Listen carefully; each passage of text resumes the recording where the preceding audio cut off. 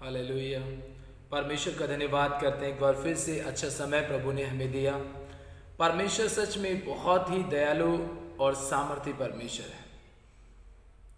हमारी जिंदगी में काम करने वाला और हमें आशीष और हमें बरकत देने वाला प्रभु है। परमेश्वर का वचन आज हम एक बहुत ही जबरदस्त और सामर्थी टॉपिक के ऊपर बातचीत करेंगे। जैसे कि मैंने आपको हमारी पिछली वीडियो में आप सबों से एक बहुत ही अच्छे टॉपिक पर मैंने बातचीत की थी और जिस पे मैंने बताया आपको कि हमारी समस्या बड़ी है या फिर हमारा परमेश्वर बड़ा है। आप सोचिए कि अक्सर हम समस्याओं से घिर कर के, समस्याओं में आकर के परमेश्वर से हम दूरियां बना लेते हैं। परमेश्वर से हमारी ऐसी दूरियां हो जाती हैं जिसके विषय में हम सोच भी नहीं पाते। लेकिन मैं आप सबों से एक बात पूछना चाहता हूँ, एक सवाल करना चाहता हूँ कि अगर ऐसे हम अपनी समस्याओं के सामने घुटने टेकते रहेंगे तो हम लड़ेंगे कब, हम उनसे जीतेंगे कब, हम कब शैतान को हराएंगे और कब शैतान का नाश करेंगे।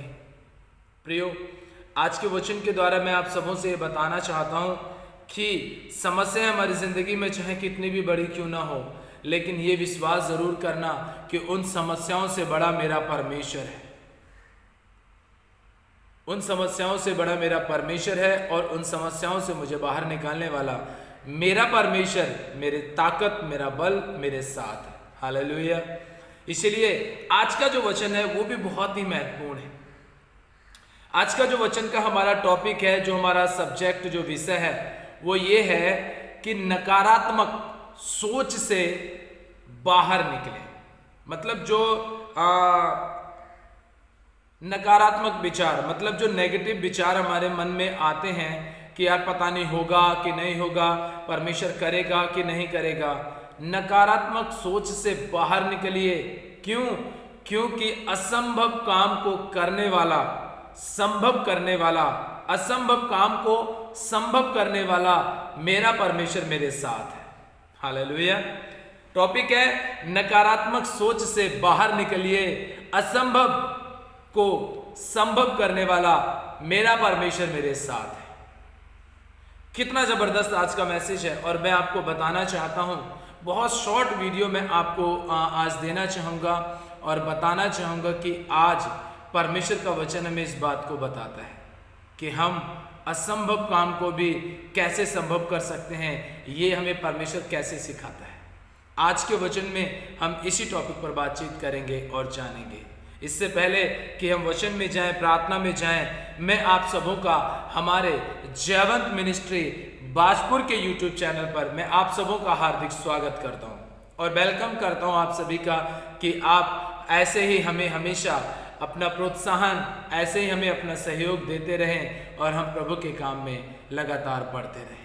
जिस तरीके से प्रियो आप परमेश्वर के वचन को सुनकर के सहयोग दे रहे हैं, ऐसे ही यदि आप हमारे इस मिनिस्ट्री को बढ़ाने के लिए, इस मिनिस्ट्री को और भी ज़्यादा दुनिया के कोने कोने तक पहुंचाने के लिए, विशेषकर भारत के कोने कोने तक पहुंचाने के लिए, और हम भारत के कोने कोने में जाकर के सुसमाचार प्रचार कर सकें, चाहे लोगों ने सुना हो या ना सुना हो, चाहे हमें विश्वासी बुलाएं चाहे अविश्वासी बुलाएं, हम हर जगह पर जा सकें। और यदि आप हमारी किसी भी तरीके से कोई मदद करना चाहते हैं, आप कोई अपना स्पेशल दान या कोई दान या कोई आप दशवांश हमें देना चाहते हैं, तो डिस्क्रिप्शन बॉक्स में आप जाइए, आपको वहां पर हमारा गूगल पे और फ़ोन पे नंबर मिल जाएगा।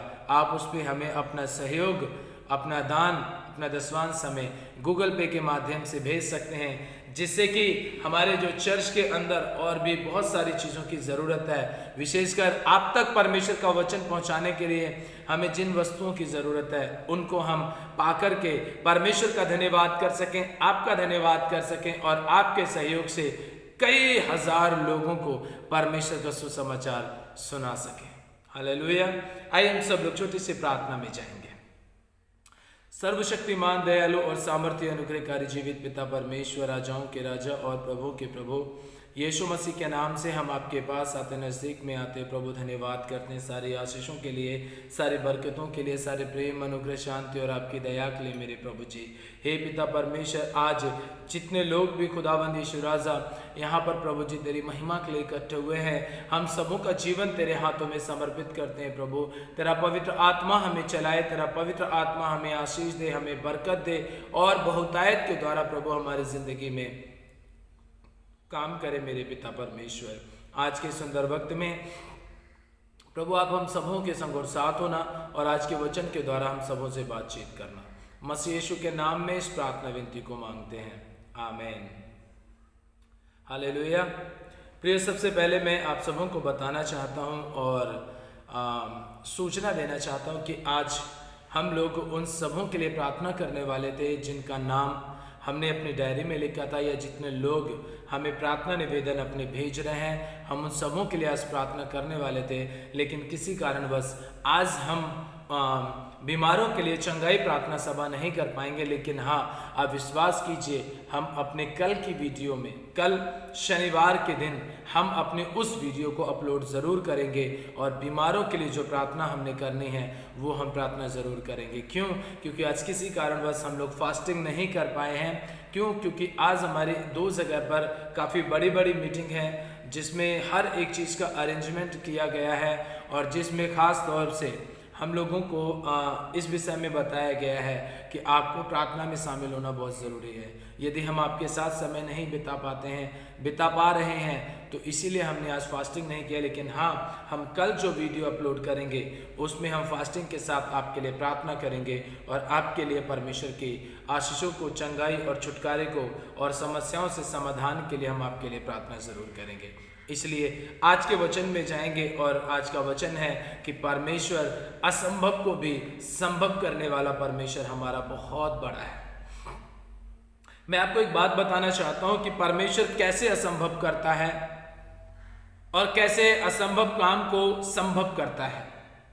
अक्सर हमने देखा है, हम सब जानते हैं कि परमेश्वर असंभव कैसे करता है। हम जब परमेश्वर की योजना के अनुसार नहीं चलते, जब हम परमेश्वर की मर्जी को पूरा नहीं करते, परमेश्वर की इच्छा को पूरा नहीं करते हैं और हम सोचते हैं कि अरे हम जैसा चल रहे हैं प्रभु के साथ बहुत अच्छा चल रहे हैं, लेकिन हम परमेश्वर की मर्जी को पूरा नहीं कर रहे हैं, परमेश्वर की इच्छा को पूरा नहीं कर रहे हैं, तो विश्वास कीजिए प्रियो कि हमारे काम को भी परमेश्वर, जो हमारे लिए बहुत सरल था, वो बहुत ज़्यादा कठिन हो जाता है। ताकि हमें एहसास हो, हमें इस बात का एहसास हो कि हाँ, मैंने परमेश्वर की दृष्टि में ऐसा किया, इसलिए मैं क्या हो गया, अपने काम में उलझ करके रह गया, फंस करके रह गया। ऐसे ही प्रियो, आज जो वचन है परमेश्वर का, मैं बताना चाहता हूं आपको कि आज एक ऐसे व्यक्ति के बारे में हम जानेंगे जिसके ऊपर बहुत सारे मैसेज तैयार हो जाते हैं, जिसके ऊपर बहुत सारे संदेश परमेश्वर के सेवक आपके बीच में सुनाते हैं। और आपने कई बार इस पुस्तक को पढ़ा होगा और कई बार आपने इस पुस्तक के द्वारा बहुत सारी बातों को सीखा होगा, समझा होगा और प्रभु के सेवकों ने आपको बताया होगा। मेरा विषय है आज का कि नकारात्मक सोच से बाहर निकलिए, असंभव को भी संभव करने वाला परमेश्वर हमारे साथ है। और किस तरीके से जब हमें ऐसा लगता है कि हाँ, अब हमारे लिए सब कुछ असंभव हो गया है, तो परमेश्वर उसे कैसे संभव करता है, ये चीज भी जानेंगे। याद कीजिए आप इजरायलियों को ज्यादा नहीं, सिर्फ और सिर्फ 40 दिन का रास्ता था। मिस्र देश से उनको निकलना था और कनान देश में जाना था। बहुत कम दिनों का रास्ता था, बहुत कम समय था उनके पास। कुछ लोगों का मानना है कि 11 दिन का था, कुछ लोगों का मानना है 40 दिन का था। ना 11 दिन ज्यादा है ना 40 दिन ज्यादा है, लेकिन उनकी हठी के कारण आप जानते 40 साल उनको लग गए। क्यों? संभव रास्ते को भी परमेश्वर ने असंभव कर दिया तब जब उन इजरायलियों ने अपनी बुद्धि का सहारा लिया और परमेश्वर की मर्जी को पूरा नहीं किया। ऐसे ही कहीं आप भी तो नहीं परमेश्वर की दृष्टि में आप ऐसा कर रहे हैं कि जिसकी वजह से आपकी जिंदगी दुखों से भरी हुई है। मेरे साथ में निकालेंगे योना नबी की पुस्तक। हम सब जानते हैं योना नबी को। योना नबी की पुस्तक उसका 1 अध्याय और लिखा है यहाँ पर, यहोवा का यह वचन अमित्तै के पुत्र योना के पास पहुंचा, उठकर उस बड़े नगर निनवे को जा और उसके विरुद्ध प्रचार कर, क्योंकि उसकी बुराई मेरी दृष्टि में बढ़ गई है। परंतु योना यहोवा के सम्मुख से तरसीस को भाग जाने के लिए उठा और याफा नगर को जाकर तरसीस जाने वाले एक जहाज पाया और भाड़ा देकर उस पर चढ़ गया कि उनके साथ यहोवा के सम्मुख से तरसीस को चला जाए। हम सब इस बात को अच्छी तरीके से जानते हैं, परमेश्वर चाहता था कि निनवे शहर के लोग, बेबीलोन शहर के लोग पूरी तरीके से बचाए जाएं। परमेश्वर चाहता था कि निनवे शहर के लोग बचाए जाएं, लेकिन योना अपनी पुरानी दुश्मनी के कारण, अपनी पुरानी दुश्मनी के चलते के कारण, पुरानी रंजिश के कारण वो नहीं चाह रहा था कि जब परमेश्वर ने ये बात बोल दिया है, उसको ये पता चल गया था कि परमेश्वर ने जो एक बात ठान लिया वो उसे पूरा जरूर करता है। ये बात योना अच्छी तरीके से जानता था, अच्छी तरीके से समझता था। और जब उसने ये सुना परमेश्वर की आवाज को कि मैं उसे नष्ट करने वाला हूं, क्योंकि उनकी बुराई बहुत ज्यादा बढ़ गई है, उनका पाप बहुत ज्यादा बढ़ गया, इसलिए मैं अब निनवे शहर के लोगों को मार दूंगा, उनके शहर को उलट दूंगा। योना ने सोचा बहुत अच्छा मौका मिला हमारे दुश्मनों को धूल चटाने का, बहुत अच्छा मौका मिला है कि ठीक है कि परमेश्वर अभी इन्हें नष्ट कर देगा, हमारे ऊपर इन्होंने राज्य किया है, हमारे ऊपर शासन किया है, इसलिए अभी ये मर जाएंगे तो बहुत ही अच्छा है। लेकिन योना ने क्या किया, परमेश्वर की आज्ञा को सुना तो जरूर, लेकिन उसका पालन नहीं किया। और यही गलती आज आप और मैं अपनी जिंदगी में करते हैं। हम वचन को पढ़ते जरूर हैं, हम वचन को सुनते जरूर हैं, हम संगति में जाते तो जरूर हैं, लेकिन परमेश्वर की आज्ञा को सिर्फ सुनकर के सुन्न हो जाते हैं, मगर उसका पालन नहीं करते हैं। और जब हम पालन नहीं करते तो हमारे काम जितने भी हमें अच्छे लगते हैं वही हमारे लिए मुसीबत का कारण बन जाते हैं। योना ने भी यही सोचा कि मैं नहीं जाऊंगा तो परमेश्वर निनवे शहर को नष्ट कर देगा, और वो वहां से उठ करके गया तो, लेकिन यहोवा के सम्मुख से वो तरसीस जाने के लिए भाग उठा, बंदरगाह पर गया। वहां से जाकर के उसने निनवे शहर का टिकट तो नहीं लिया, लेकिन तरसीस का टिकट उसने ले लिया, भाड़ा वहां का दे करके वो वहां से जाने लगा। लेकिन मैं आपको बताना चाहता हूं कि अगर परमेश्वर आपसे काम लेना चाहता है तो आप जैसी भी परिस्थिति में होकर के क्यों ना रह रहे हो, चाहे आपकी जिंदगी में कैसी भी परिस्थितियां क्यों ना हो, चाहे आप बीमारी की हालत में, चाहे आप गरीबी की हालत में, चाहे आप कर्ज बोझ की हालत में, चाहे आपके ऊपर कितनी भी घरेलू समस्याएं क्यों ना हो, चाहे आपको कैंसर ही क्यों ना हो, चाहे आपको ट्यूमर ही क्यों ना हो, चाहे आपको रसौली ही क्यों ना हो, चाहे इसके अलावा मरने तक की नौबत क्यों ना आ जाए, और अगर परमेश्वर आपको इस्तेमाल करना चाहता है तो मौत भी आपको छू नहीं सकती, कैंसर आपको हरा नहीं सकता, ट्यूमर आपके अंदर फट नहीं सकता। क्यों? क्योंकि परमेश्वर इन सभी चीजों को आपकी जिंदगी से खत्म कर देगा। असंभव को भी संभव करने वाला मेरा परमेश्वर है। इसलिए यह मत सोचिए कि प्रभु करेगा या नहीं करेगा, करेगा या नहीं करेगा। अगर आप ऐसे ही करते रहेंगे तो आपको कोई नहीं बचा सकता। परमेश्वर आपको इस्तेमाल करना चाहता है मेरे प्रियो। योना तरसीस को गया, उसने ये सोचा कि अब निनवे शहर के लोग मर जाएंगे, लेकिन निनवे शहर के लोग मरते नहीं हैं। योना इस बात को अच्छे तरीके से जानता है कि परमेश्वर के लिए कोई भी काम असंभव नहीं है, और हम भी जानते हैं कि परमेश्वर के लिए कोई भी काम असंभव नहीं है। परमेश्वर का वचन हमें इस बात को बताता है कि जब वो तरसीस को चला गया तो परमेश्वर ने समुद्र में पहुंचने के बाद, जब योना और जहाज समुद्र में पहुंच जाता है, वहां पर एक बहुत बड़ी प्रचंड क्या चला दी उसने, आंधी चला दी, जिसकी वजह से लहरों से पानी ऊपर चढ़ने लगा और वो जहाज डूबने लगा। जितने भी व्यापारी थे वो अपना सारा सामान नीचे पानी में फेंक करके जहाज को हल्का करने लगे, और जब सारी कोशिशें करनी, सारी तरकीबें, सारे हथकंडे अपना लिए, जब उन्हें लगने लगा कि अब कुछ नहीं हो सकता, अब हमने तो लग रहा है मरना ही है, तब उन्हें याद आती है कि चलिए ठीक है, पर्ची डालते हैं और अपने अपने ईश्वर की दुहाई देते हैं कि अब तक हमारा ईश्वर हमें बचा ले।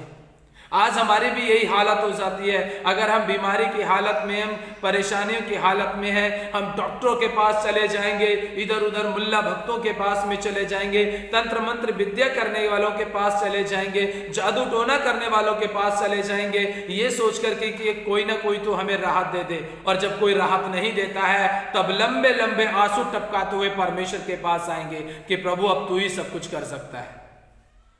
अरे जब तू अब लंबे लंबे आंसू टपकाते हुए प्रभु के पास आया है या आई है, तो उस समय पर क्यों नहीं आया जब तेरे जीवन में पहली समस्या थी, जब पहली बीमारी थी, जब पहली तकलीफ थी, तब तूने क्यों चित नहीं लगाया मेरे परमेश्वर के ऊपर। और आज जब सब कुछ तूने करके देख लिया, आज तू परमेश्वर के पास आता है।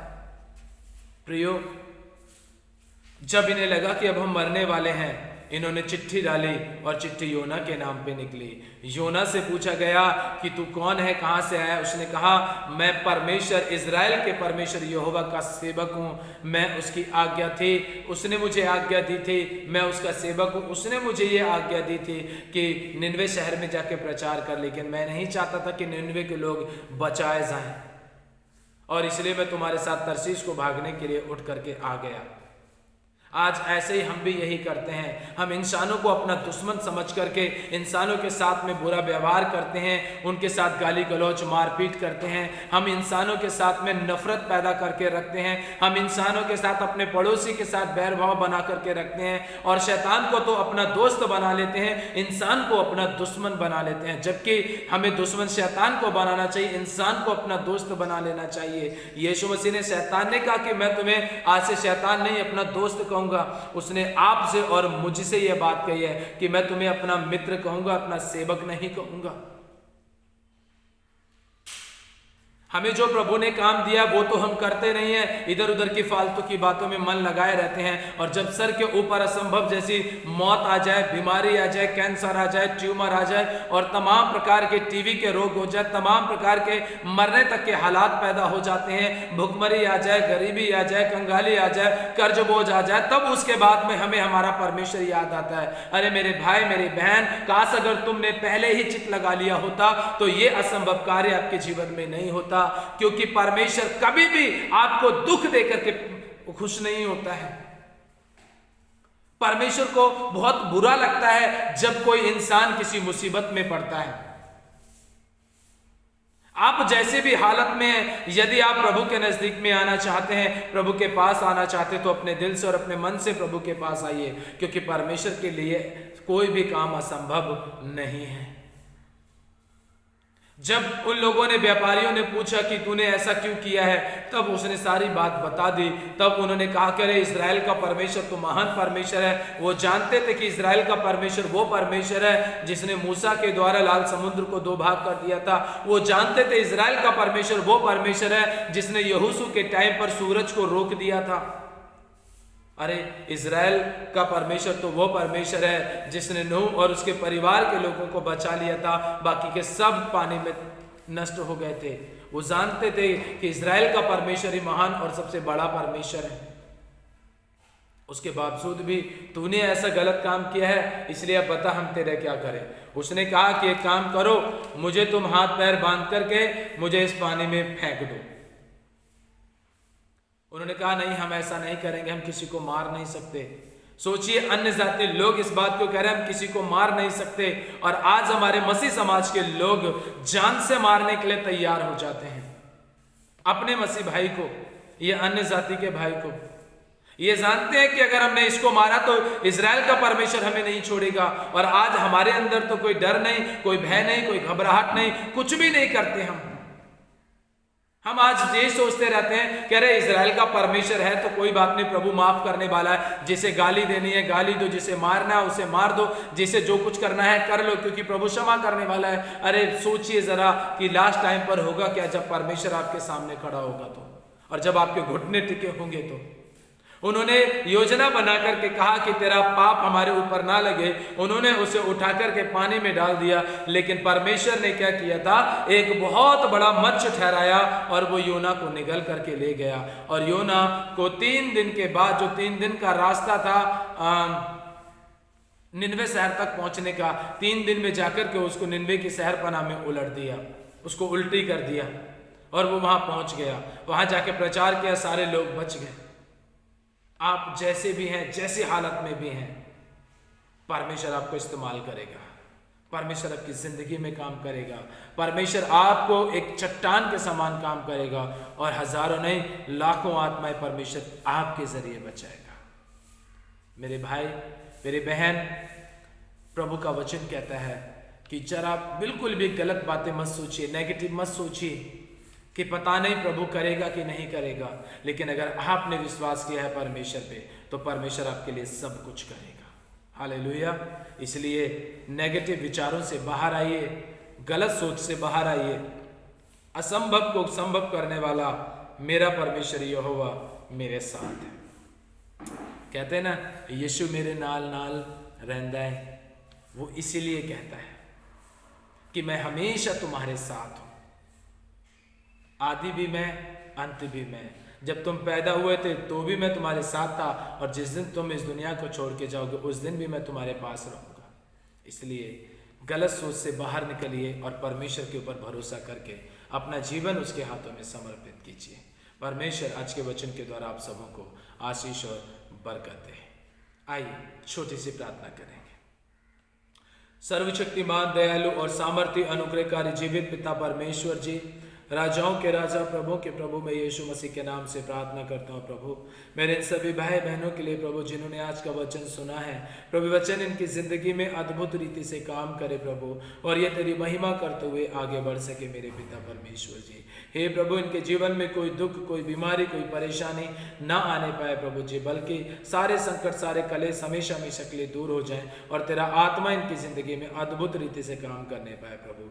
हे पिता, इनकी प्रभु गलत सोच यीशु मसीह के नाम से दूर हो जाए। ये प्रभु जी इस बात पर विश्वास करें कि मेरा परमेश्वर मेरे लिए सब कुछ संभव करने वाला परमेश्वर है पिता।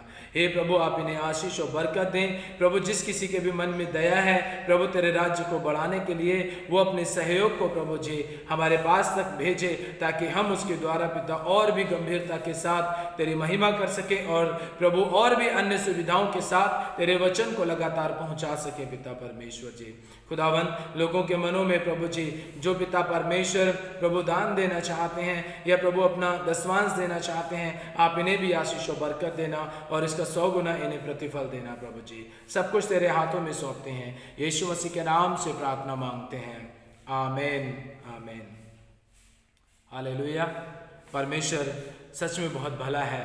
इससे पहले कि हम अपने संदेश को समाप्त करें, मैं आप सबों से हाथ जोड़ के निवेदन करना चाहूँगा, हमारे चैनल को आप लाइक करें, शेयर करें, कमेंट करें, बेल आइकन के बटन को प्रेस करें और चैनल को सब्सक्राइब ज़रूर करें। अन्य लोगों तक हमारे वीडियोस को आप भेजिए, ताकि जैसे प्रभु ने आपको संभाला है परमेश्वर उनको भी संभाल सके।